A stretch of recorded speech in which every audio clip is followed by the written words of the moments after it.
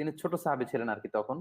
তো পরবর্তীতে উনি বড় হয়ে বর্ণনা করেন যে আমি তখন একবার খাবারের একটা টেবিলে, টেবিলে বলতে ওই যে দস্তরখানে রাসূল সাল্লাল্লাহু আলাইহি ওয়াসাল্লামের কোলে বসা ছিলাম। তো আমি ছোট মানুষ, আমি একবার এখান থেকে গোশত নেই, ওখান থেকে রুটিটা নিই, এরকম একবার হাত এদিকে আরেকবার ওইদিকে। তো রাসূল সাল্লাল্লাহু আলাইহি ওয়াসাল্লাম আমাকে ফুড এটিকিউট শিক্ষা দিলেন, বললেন যে ইয়া গোলাম সাম্মিল্লাহ, মানে হে প্রিয় বৎস, তুমি আগে বিসমিল্লাহ বলো, ও কুল বিয়ামিনিক, আর ডান হাতে খাওয়াটা শুরু করো, ও কুল মিম্মান ইয়ালিক, আর যেটা তোমার সামনে আছে ওইটা থেকে শুরু করো, আমার সামনে যেটা, ওদিক থেকে টানা হেঁচড়া করে তখন দেখা যাবে যে খাবারের মধ্যে পুরো মানে দস্তরখানে একটা বিশৃঙ্খলা তৈরি হয়ে যায়। এগুলো ছিল ফুড আইটেম, ফুড এটিকিউটস।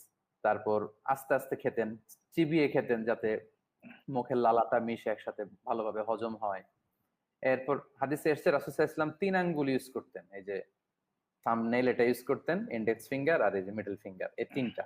কারণ আমরা যে খেজুর টেজুর ধরতে গেলেও কিন্তু এই তিনটা দিয়ে ধরি, তাই না? খেজুর, রুটি